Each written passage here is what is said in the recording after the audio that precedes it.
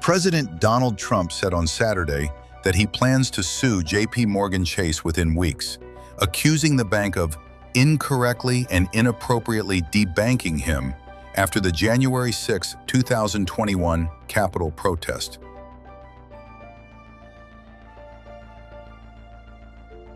Trump paired the threat of litigation with a rebuttal of a report by the Wall Street Journal that said he had offered JPMorgan Chief Executive Jamie Dimon the role of chair of the Federal Reserve. The two-time president called the claim totally untrue, saying no such offer was ever made and faulting the newspaper for not seeking comment before publication. A front-page article in the fake news Wall Street Journal states, without any verification, that I offered Jamie Dimon of JPMorgan Chase the job of Fed chairman. This statement is totally untrue. There was never such an offer, and in fact, I'll be suing JPMorgan Chase over the next 2 weeks for incorrectly and inappropriately debanking me after the January 6 protest, a protest that turned out to be correct for those doing the protesting. The election was rigged, Trump wrote in a lengthy post on Truth Social. He further said the report should have been easily debunked with a phone call and insisted that the bank's alleged account actions against him are the real issue now headed to court. Trump also dismissed suggestions that he considered Dimon for Treasury Secretary, saying he is satisfied with Scott Bessent, whom he praised as a superstar.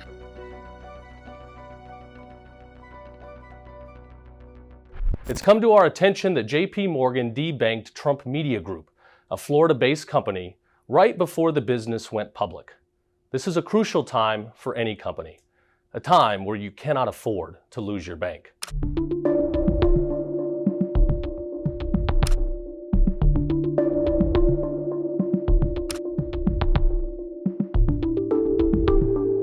Florida Attorney General James Uthmeier announced his office has opened an investigation into JPMorgan Chase for allegedly debanking Trump Media and Technology Group right before its public listing last year. While coordinating with special counsel Jack Smith in the Biden DOJ's Operation Arctic Frost, JPMorgan debanked the Florida-based Trump Media Group, harming the company just before it went public, Uthmeier wrote on X. Today, we've sent a letter and launched an investigation into JPMorgan Chase Bank after alarming revelations about their coordinated efforts with Jack Smith and the Department of Justice as part of the Biden administration's Operation Arctic Frost, where we now know Biden officials went after their political enemies. It's come to our attention that JPMorgan debanked Trump Media Group, a Florida-based company, right before the business went public. This is a crucial time for any company, a time where you cannot afford to lose your bank. In addition, we're aware that JPMorgan Bank solicited tons of information from Trump Media, unrelated to their business practices, and we believe provided sensitive banking information to the Department of Justice without real probable cause. This is wrong, we will not tolerate it, and we will hold them accountable. Here in Florida, we've passed legislation to protect our consumers from wrongful debanking, and we will stand by our consumers.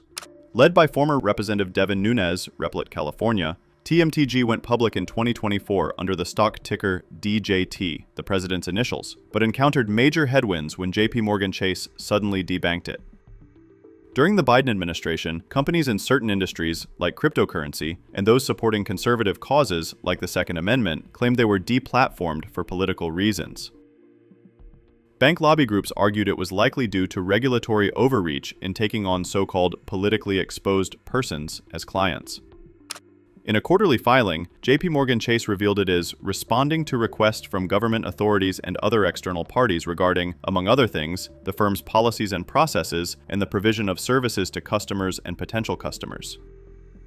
JPMorgan claimed the probe is a response to Trump's executive order in August, demanding regulators look into policies that might have led to politicized or unlawful debanking. Earlier in August, Trump accused JPMorgan and Bank of America of rejecting more than $1 million of his deposits for political reasons, soon after he left the White House in 2021.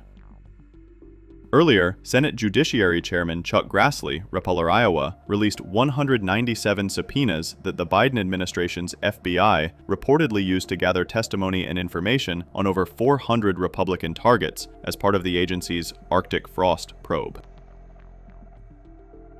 Today, I started the investigation into Arctic frost, July 2022, based on whistleblower disclosures. Based on these disclosures, we know that weaponized taxpayer-funded agents and prosecutors advanced the investigation. As Arctic frost advanced, 92 Republican organizations or individuals were targeted, not just Trump, and they were added to its scope. And author of that targeting list was Special Agent Walter Giardino. He's the same weaponized agent who was involved in other cases against Republicans, including Peter Navarro. We've learned Jack Smith secretly obtained phone record data from at least 8 senators and 1 congressman. I've recently been informed by Verizon that at least 11 members with Verizon accounts were affected. That includes a hard line for Senator Cruz's office and a staffer cell phone for former Senator Loeffler. AT&T informed me they challenged the legal basis for Jack Smith's efforts, and Smith backed down. So today, we're making public new records that I've obtained through legally protected whistleblower disclosures. 197 subpoenas were issued by Jack Smith and his team. These subpoenas were issued to 34 individuals and 163 businesses, including financial institutions. And one of the points of contact on many of these subpoenas was that person I previously named, Special Agent Walter Giardino. The subpoena requested records and communications related to over 430 individual and organizations. All of them appear to be aimed at Republicans. A subpoena to Event Strategies requested records relating to Turning Point USA and the Republican Attorney General's Association. One subpoena to Apple sought records relating to Trump and the January 6th prison choir. Earlier this year, I obtained emails between and among J.P. Cooney, one of Jack Smith's prosecutors. That email exchange was March 2023 about a partisan news article on January 6th, and this is what Cooney said in the email. Can we do some work to nail down Trump's role in this, perhaps with the same process on Ed Henry's LLC, end quote. Just the next month, April 2023, Jack Smith and his team subpoenaed Apple for records relating to the very issue. A subpoena to an individual sought records and communications with, quote, any member, employee, or agent of the legislative branch of government, end of quote.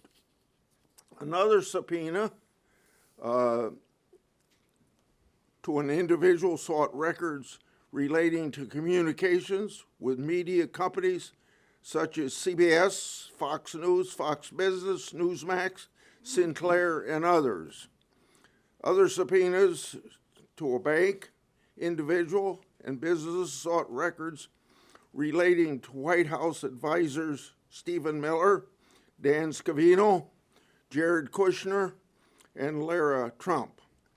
Some subpoenas to individuals and businesses sought statistical data and analysis relating to donors and fundraising efforts. Arctic Frost was the vehicle by which FBI agents and DOJ prosecutors could improperly investigate the entire Republican political apparatus. Contrary to what Smith has said publicly, this was clearly a fishing expedition. If this had happened to Democrats, they'd be as rightly outraged as we are outraged. We're making these records public in the interest of transparency and so that the American people can draw their own conclusions. Senator Johnson.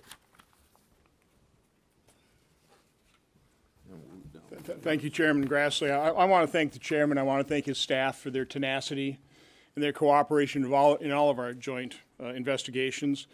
I think it's important to note that the records that we are now making public and for personal transparency were not obtained from the agency. They were obtained through a whistleblower. So my first point is we need more whistleblowers. We need people, men and women inside these agencies who have integrity, who want to see the integrity and credibility of the Department of Justice, of the FBI restored, come forward. Because right now I think Kash Patel, Pam Bondi are overwhelmed by all the messes they're trying to clean up. The agencies have been, lost a lot of personnel. People simply couldn't serve the Trump administration. It's hard to hire people because of all the lawfare. And there's still partisan actors burrowed in trying to sabotage their efforts. So we need whistleblowers. The reason they come forward to Chairman Grassley is because he's been such a champion of whistleblowers. So again, I thank him for that. What is revealed in those 1,700 pages of documents, in those 197 subpoenas, is nothing short of a Biden administration enemies list.